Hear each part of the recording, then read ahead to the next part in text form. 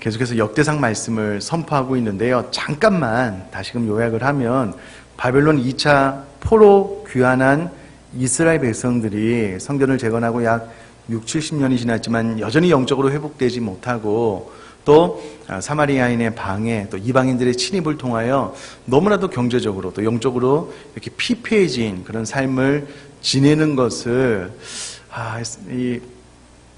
너무나도 안타깝게 여겼던 에스라 선지자가 이 역대상을 통해서 다윗 왕 시대를 예로 들면서 너희들이 이전 영광보다 더 놀랍게 회복될 수 있다라는 것을 선포하면서 그럼 회복의 방법이 무엇이냐라고 했을 때 다윗이 했던 방법 그대로 다윗이 왕이 되고 난 이후에 가장 먼저 법궤를 예루살렘 회막으로 옮겼던 것처럼 이스라엘 백성인 너희들도 하나님 말씀 중심, 하나님 중심의 신앙생활을 하기로 결단하면 너희들이 신앙생활의 회복의 출발이 이루어질 것이고 또 그 이후에 구체적으로 다윗이 법궤를 옮기고 난 다음에 가장 우선적으로 했던 것이 무엇이냐면 레위인들 찬양단을 세워서 하나님 앞에 감사하게 했고 찬양하게 했고 또 하나님의 말씀 또 지난 시간 베풀었던 은혜를 회상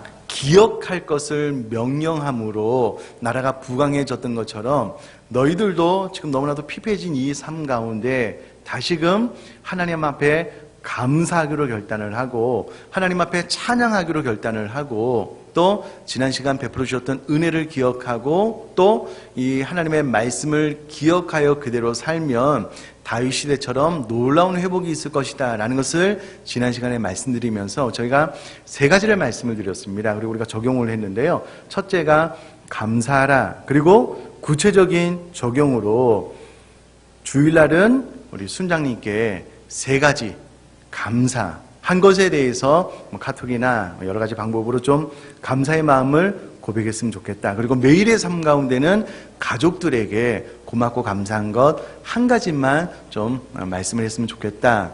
그리고 찬양하고 또 하나님의 은혜를 기억할 것에 대한 말씀을 나눴는데요.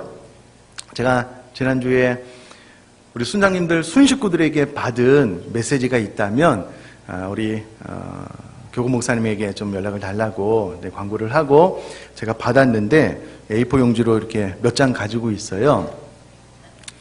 제일 마음에 와닿았던 것은 순식구가 이렇게 고백을 했어요. 순장이랑 연애를 하는 것 같아요. 순장님의 존재 자체가 감사돼요. 별로 감동이 없네요. 깜짝 놀라요. 저는 그 이야기를 듣고 순장님이 존재 자체가 너무 감사하고 우리의 순장 되어주셔서 너무 감사하다고 그 고백이 참 마음에 와 닿았습니다. 그 외에 많은 분들이 순장님께 감사의 내용으로 고백을 해서 참 마음이 흐뭇했고요. 또 생각지도 않게 또 저에게도 또 교구 목사님들에게도 참 감사하다고 연락이 와서 좀 마음이 뿌듯하기도 하고 참 흐뭇하기도 한. 여러분 오늘 기분이 안 좋으셔요? 아주 행복한 시간을 보냈고요. 무엇보다도 한 주간 내내 제 아내가 저에게 자꾸 감사하다고 이야기를 해주니까 되게 기분이 좋은 거예요. 한 주간 동안 아주 행복한 그런 시간을 보냈고요. 여러분 회복은 먼 곳에서 일어나지 않습니다. 그냥 가장 가까운 곳에서 우리 가족들이 고맙다고 감사하다고 또 하나님을 찬양하는 그 고백들이 있을 때에 여러분 소소한 곳에서부터 우리들의 마음이 회복되고 더 행복한 신앙생활로 바뀌어지게 될 줄 믿습니다. 자, 그럼 계속해서 오늘 본문 말씀을 어떻게 좀 효과적으로 마음에 와닿도록 말씀을 드릴까 고민을 하다가요.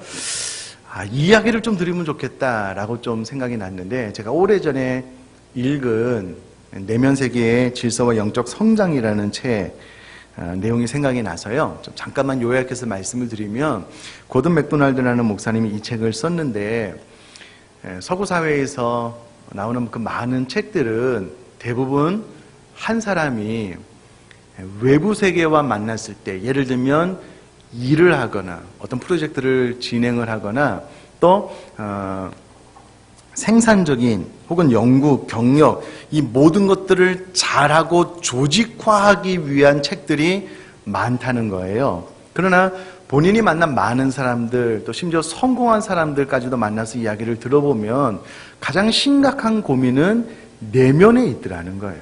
사람들의 내면에 있더라는 겁니다. 그런데 이 내면을 정리하고 내면을 조직화하고 내면을 질서정연하게 만드는 책은 많이 없다라는 것을 발견하게 되었다라는 겁니다. 그러나 대부분의 사람들이 내면 안에 일어나는 그 많은 갈등들, 어려움을 해결하지 못해서 또 외부로도 안 좋은 영향력을 끼치게 되는 것을 보면서 본인은 어떤 그 내부의 세계가 질서정연하게 되는 것이 가장 중요하다. 또 이것이 중요한 일이다라고 이제 책 내용에서 이제 이야기를 하고 있는데, 본인이 만난 사람들 가운데 위기를 겪는 사람들 가운데 마음이 무너져 내리는 사람들이 많다는 거예요. 그러면서 이 이야기를 함몰 운동의 싱콜이라고 하죠. 이 이야기를 빗대어서 이 책에서 설명을 하고 있는데, 여러분 인터넷에 검색을 해보면 금방 찾을 수 있는 이미지 몇 개만 제가 보여드리려고 하는데요.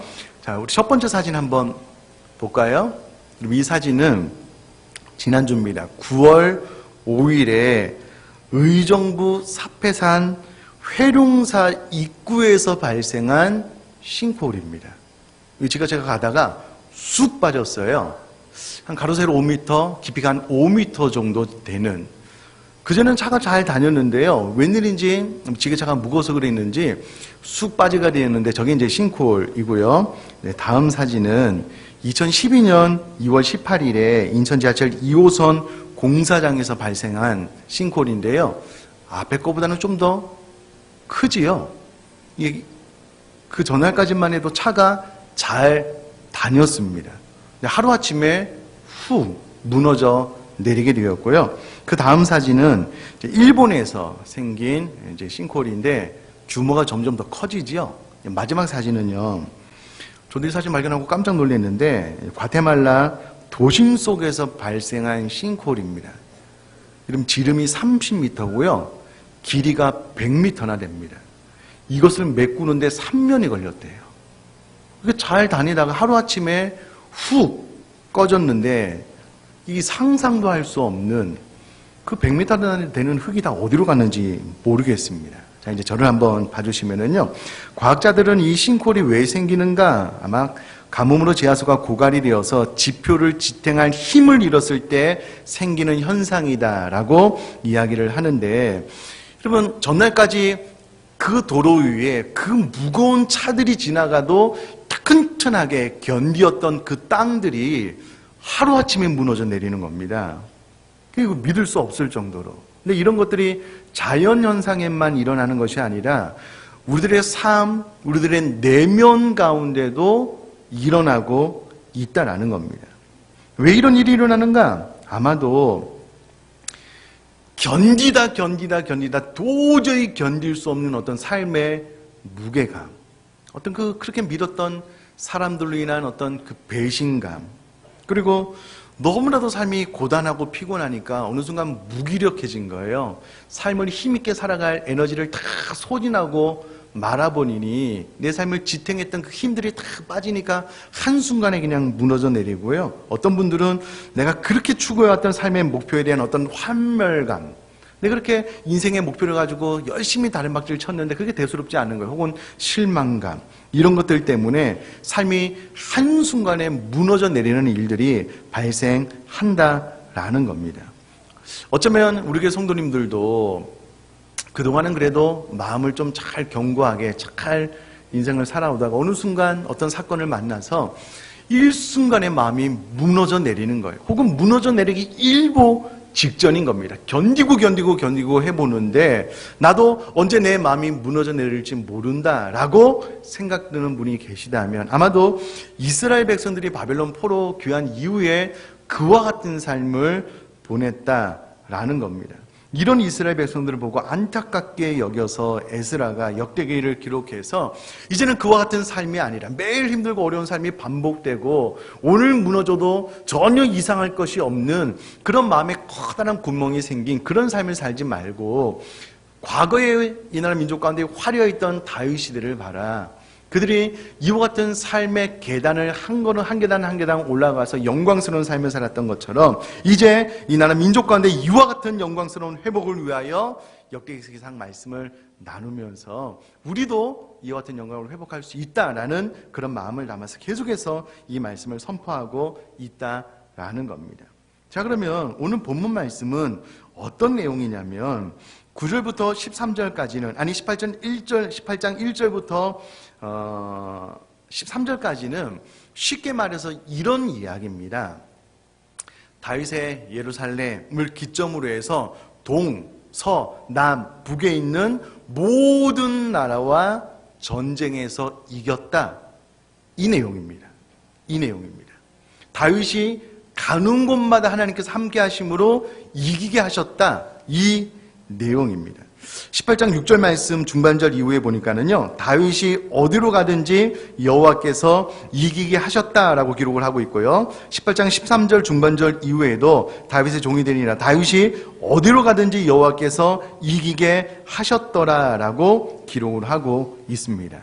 전에는 이와 같은 일이 있지 못했습니다. 그런데 다윗이 왕이 되고 나서 법궤를 모시고 나서 정말 하나님을 예배하고 하나님 중심의 신앙생활을 잘 반복해서 살아가게 되자 이제는 전에 이길 수 없었던 적들을 이기게 되었다라고 기록을 하고 있습니다. 여러분 저를 한번 봐주시면은요, 제가 설교할 때 언제 행복하냐면 이 설교를 듣는 성도님의 눈이 막 이글거려요. 무슨 말씀을 하시는 내가 듣겠습니다. 예, 이런 분들이 많으면 막 더 설교하고 싶어요. 침이 여러분에게 튈 때까지. 어떤 분들은 동공이 풀려 있어요. 물론 피곤하시다는 걸 잘 압니다. 그런데 의욕 자체가 없어요. 이미 그 마음이 무너져 내린 분들은 너무 안타까워요. 제가 오늘 더 열심히 한번 설교를 할 테니까 여러분 잘 들으셨으면 좋겠는데요. 여러분 이스라엘 백성들이 가나안 땅을 정복할 때 거인 족속들이 살았지만은요, 하나님께서 여호수아와 이스라엘 백성과 함께 하심으로 말미암아 그 땅을 다 정복했습니다. 물론 소수 남비는 했지만 전쟁에서 승리했습니다. 왜냐하면 하나님께서 이스라엘 백성과 함께 하시기 때문에 그렇습니다. 그런데 그들이 이스라엘 백성들이 가나안 땅에 들어오고 나서 그들이 오히려 가나안 족속들이 섬겼던 이방 족속들을 섬기게 되고 신앙에서 멀어지게 되자 가나안 족속 가운데 조금 남겨놓았던 그들이 어느 순간 부강해지기 시작하는 거예요. 여러분 여호수아 시대에 쓸어버려, 지도에서 지워버려 한마디만 해서도 블레셋은 이 지도에서 역사상 남지 않았을 거예요. 근데 조금 남겨놨거든요. 근데 이스라엘 백성들이 타락하게 되자 그 블레셋 가드라는 지역에서 골리앗이라는 장수가 일어나서 이제는 사울 시대에 사시는 하나님을 모욕하게 됩니다. 그러니까 늘 하나님의 임재가 있었고 다윗처럼 하나님을 예배하고 하나님께 감사하고 찬양하고 말씀 중심의 삶을 살기로 결단하여 하나님과 소통이 있었을 때는요, 전쟁에서 승리했지만 그러나 그 전에 이스라엘 백성들이 이방 우상을 섬기게 되고 말씀을 벗어난 삶을 살자 이방인들을 이길 수가 없는 거예요. 그러니까 사사기 시대뿐만 아니라 분열 왕국 시대에 막 열왕들이 일어나서 이스라엘 민족이 초토화된 겁니다. 결국 나라가 망하고 바벨론으로 포로까지 잡혀갔다가 이제 2차 바벨론 포로 기한 때 돌아온 것 아니겠습니까? 영적으로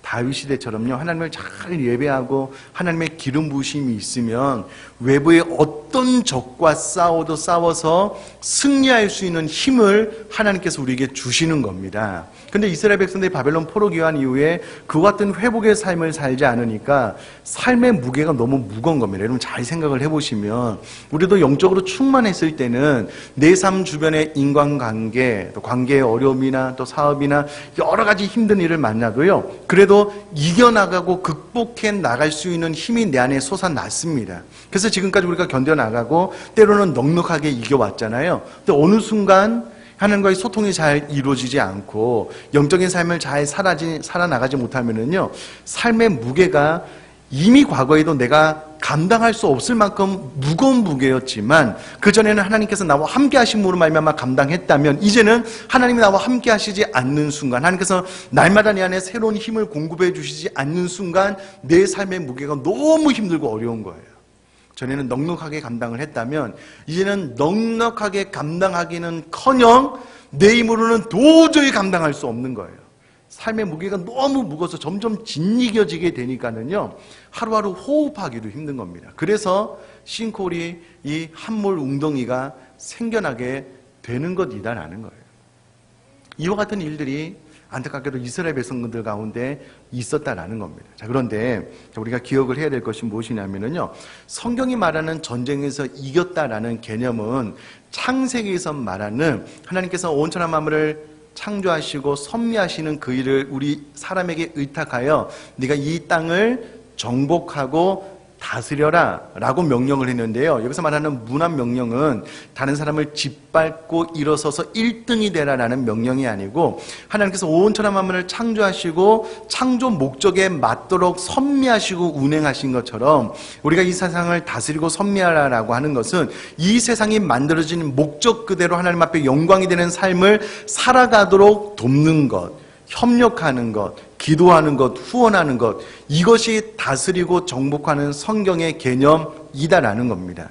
여러분, 남편이 아내를 다스려야 되는데요, 다스리라는 말은 내가 시키는 대로 순종할 수 있도록 다스리라는 말이 아니고, 하나님께서 내 아내를 창조하신 목적 그대로 잘 행복하게 살아갈 수 있도록 잘 섭리하고 돕는다라는 개념이 성경이 말하는 다스린다라는 개념이다라는 겁니다. 그것을 잘 못하고 막 윽박지르는 것은 다스리는 것이 아니에요, 성경적인 개념으로서. 그러므로 세상에서 승리한다는 것, 다윗이 전쟁에서 이겼다라는 것은 세상을 밟고 일어섰다는 말이 아니고, 결국은 그 나라가 하나님의 나라, 하나님의 통치가 임하여 하나님께서 창조하신 목적대로 잘 살아갈 수 있도록 하게 되었다는 것이 전쟁에서 승리했다라는 의미이기 때문에 저와 여러분들도 이후로 지난주에 말씀드렸던 하나님께 감사하는 생활이 회복되고 찬양하고, 또 이전에 하나님께서 나에게 주셨던 은혜와 하나님의 말씀을 계속해서 기억하는 방법을 통해서 외부와의 관계에서 늘 전쟁에 승리할 수 있는 이와 같은 은혜가 임할 수 있게 되기를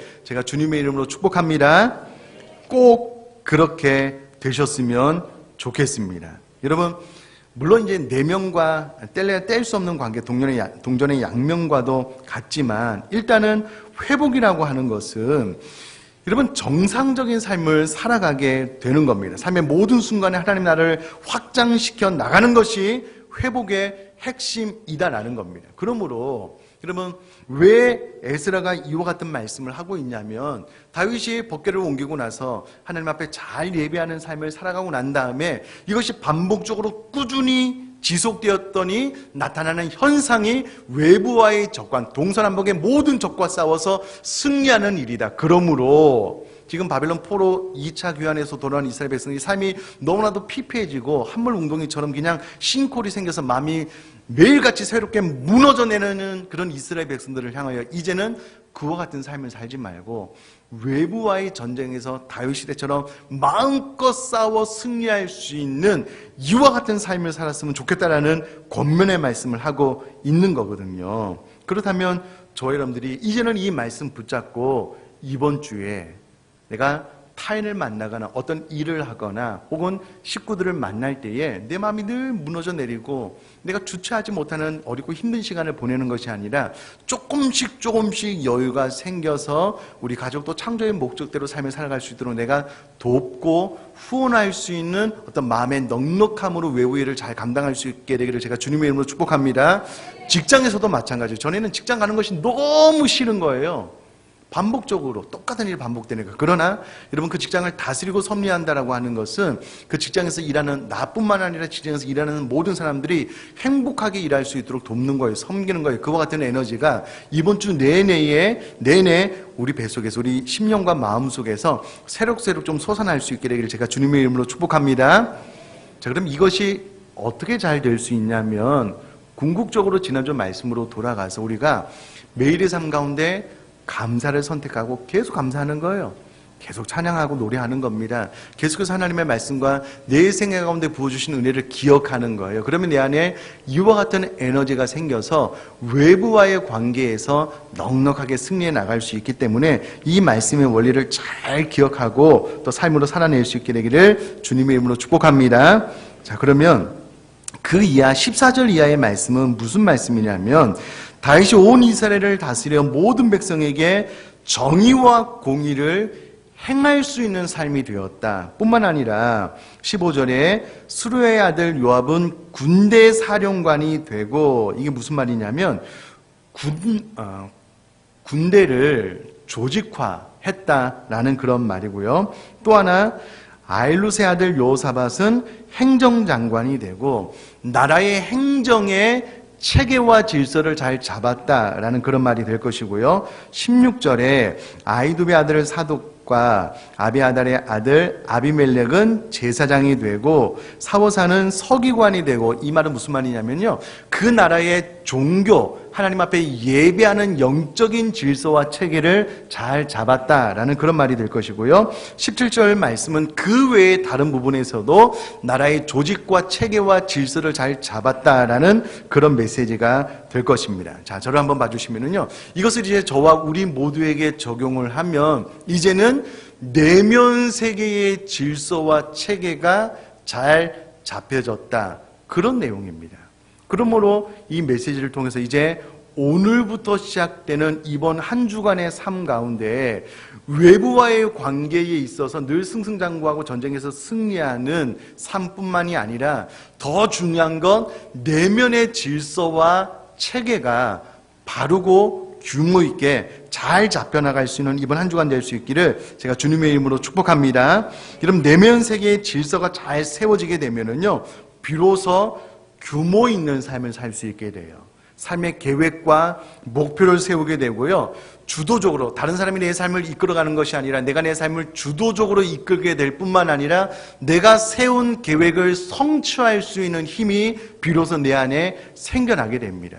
기도할 때도요, 쫓겨서 기도하지 않고 하나님의 깊은 임재를 경험할 수 있게 되고, 그러므로 마음이 평안해지니 상황을 영적으로 객관적으로 판단할 수 있는 힘과 그것을 조절 컨트롤할 수 있는 능력이 내 안에 생겨나는 것, 이것이 다 내면이 규모를 내면의 질서와 체계가 세워질 때 나타나는 현상들이고요. 다윗의 나라는 법궤를 옮기고 감사하고 찬양하고 또 하나님의 말씀 늘 기억하여 말씀대로 삶을 사는 이와 같은 삶을 반복했더니 결과적으로 이와 같은 삶이 회복되었다라는 메시지이기 때문에 저 여러분들의 삶 가운데도요, 내 내면이 늘 무너져 내리고 내 내면이 늘 삶이 어렵고 힘들어서 견디기 어렵습니다라는 이런 고백보다는 이제는 내 내면이 정말 질서정연하게 바르게 규모 있게 잘 자리 잡혀 나감으로 말미암아 식구들을 만날 때도 또 외부적인 어떤 일을 할 때도 한결 마음이 여유로운 거예요. 왜냐하면 내면이 질서정연하게 바뀌어졌기 때문에 그렇습니다. 저는 저와 여러분들이 이와 같은 삶을 살아나갈 수 있게 되기를 주님의 이름으로 축복합니다. 자, 여러분 보셔요. 이스라엘 백성들이 이와 같은 삶을 살지 못했어요. 바벨론 포로 2차 귀환 이후에 늘 삶이 고달프고 힘든 거예요. 외적으로는 늘 외부의 침략에 치이고 내적으로는 늘 그들 스스로도 싸우고 의견 일치를 보지 못하고 에너지는 쭉쭉쭉쭉 빠져나가니까 오늘 무너져 내려도 이상하지 않은 삶을 반복하는 것을 보고 에스라가 너무 안타까운 거예요. 어떻게 회복할 수 있을까? 아마 고민을 많이 했을 것 같아요. 이 말씀을 연구하면 연구할수록 에스라는 학자인 것 같아요. 이것을 너무나도 질서정연하게 다윗 시대를 예를 들면서 법궤를 옮긴 것 잘 기억해라. 하나님 중심의 삶, 말씀 중심의 삶을 살아야 된다. 다윗이 법궤를 옮기고 난 다음에 가장 먼저 한 일이 무엇이냐? 감사를 회복했다. 우리도 감사를 좀 한번 회복해보자. 자, 다윗이 법궤를 옮기고 난 다음에 찬양을 회복했다. 가장 먼저 이것을 먼저 했다면 우리도 그렇게 한번 해보자. 그리고 과거에 우리 가운데 주셨던 하나님의 은혜와 말씀을 끊임없이 기억한다면 우리도 이전 영광보다 혹은 다윗 시대의 영광을 뛰어넘는 영광이 우리 가운데 부어질 것이기 때문에 이와 같은 삶을 좀 살았으면 좋겠다라고 에스라가 너무나도 조직적으로 질서와 체계를 갖추어서 권면하고 있다면 이제는 저와 여러분들이 이 말씀을 마음에 받아서 반드시 외적으로도 내적으로도 질서정연하고 삶 가운데 승리를 맛볼 수 있게 되기를 주님의 이름으로 축복합니다. 저희 집이요, 1년에 한 번 있는 일이에요. 한두 번 많이 있지도 않은데 얼마 전에 보기 드문 일인데 저랑 제 아내랑 제 아들이랑 3명이 대판 싸웠어요. 서로 막 그런 적이 없는데 대판 싸웠어요. 근데 그 싸움 끝에 제 아들이 한마디를 딱 했는데 그게 너무 비수처럼 마음에 꽂혔어요. 한 번도 그렇게 생각해 본 적이 없는데, 부끄러워서 어떤 말이라고 말은 못 하겠는데, 어떤 말을 딱 했는데 너무 비수처럼 이게 마음에 꽂혀서 좀 안타깝더라고요. 참 많이 힘들고, 좀 며칠 동안, 또 지금은 잘 지내요. 어제도 막 마음속 깊이 허깅하고 막 축복하고 막 잘 지내요. 근데 생각지도 않은 어떤 말을 들어서 마음이 너무 아픈 거예요. 이 마음을 이겨나가야 되잖아요. 어떻게. 그래서 제가 오래전부터 제 핸드폰에 제 아들이 태어났을 때부터 성장하는 가운데 좀 좋은 사진을 제 핸드폰에 이제 모아놓은 것이 있거든요. 첫 번째 사진이 뭐냐면, 저희 장인어른이 거제도에서 목회할 때 이제 여름에 휴가차 이제 가서, 여러분 요만한 대야 아셔요? 옛날에는 세수대야에 이제 물 떠놓고 이제 씻었는데, 요만한 대야에 아주 어린 꼬마가 이제 배가 볼록 나와가지고 더우니까 이제 세수대야에 물 받아놓고 수박 한 조각 입에 물고 이렇게 행복해하는 모습을 찍어놓은 게 있어요. 그거랑 이제 제 아들이 자라나면서 이렇게 행복했던 단계적인 모습을 찍어놓은 것을 있는데, 제 핸드폰을 끊어서 일부러 그것을 이제 봤습니다. 기억하는 거예요. 옛날을 회상하는 겁니다. 이렇게 쭉 봤더니 이게 이제 얼굴에 미소가 이제 잔잔하게 퍼져요. 그러면서 이제 마음속의 아픔이 조금씩 이제 가라앉고 또 금방 또 관계가 좋아졌거든요. 제가 왜 이 말씀을 드리냐면, 똑같습니다. 여러분, 행복은 멀리 있는 곳에, 또 회복은 멀리서부터 시작되지 않고요. 가장 가까이 있는 가족으로부터, 교회 식구로부터 시작이 되는 거예요. 근데 여러분 보셔요. 지난주에 참 제가 감사했는데, 행복했는데요. 다른 것 없어요. 토끼 같은 아내가 저에게 와서 고맙다는 거예요. 이것도 고맙고, 이것도 고맙고. 오늘 좀 기분이 안 좋으신 것 같은데. 네. 되게 그 이야기 들으면 행복해요. 좋아요. 여러분도 한번 해보셔요. 우리 순장님들이 참 행복하대요. 왜인지 아셔요? 다른 것도 아니잖아요. 그냥 순식구들이 순장님의 존재 자체가 감사하대요. 그뿐만 아니라 여러 가지 이제 그런 고백들을 들으니까 행복한 거잖아요. 감사도 마찬가지고. 여러분, 가족 중에 누구가 내가 마음이 우울한데 정말 힘있게 하나님 앞에 막 집에서 춤추며 찬양해 보셔요. 진짜예요. 가족 중에 누구라도. 그러면 그게 전염이 된다니까는요. 행복은 멀리 있는 데서 오지 않습니다. 또 지난 날을 돌아보면 지금은 힘들고 어렵지만 하나님께서 은혜 주신 것들을 늘 회상하고, 우리 가정이 어렵지만 힘들지만 하나님께서 반드시 회복해 주실 거예요. 또 선포하고 또 감사하고, 또 그 이야기를 가족들이 듣고 순식구들이 듣고 교회 식구들이 들으면은요, 금방 이전 영광이, 혹은 이전 영광보다 더 놀라운 영광이 회복될 줄 믿습니다. 자, 여러분 보셔요. 에스라가 이스라엘 백성들 가운데 다윗이 그렇게 했더니 이렇게 부강한 나라가 됐다는 거예요. 우리도 해보자는 거예요. 똑같습니다. 우리도 또 해보자고요. 말씀 중심의 삶, 또 감사를 또 고백하고 찬양하고, 또 하나님 주신 은혜를 기억하고 또 선포하고, 그러면 나도 모르는 어느 순간 외부와도 싸워서 승리하고 내면의 질서는 참 질서정연하게 잘 정립되어서 여러분, 우리가 생각한 것 이상의 놀라운 삶이, 행복한 삶이 펼쳐지게 될 줄 믿습니다. 이와 같은 삶을 저와 여러분들이 살아나갈 수 있게 되기를 제가 주님의 이름으로 축복합니다.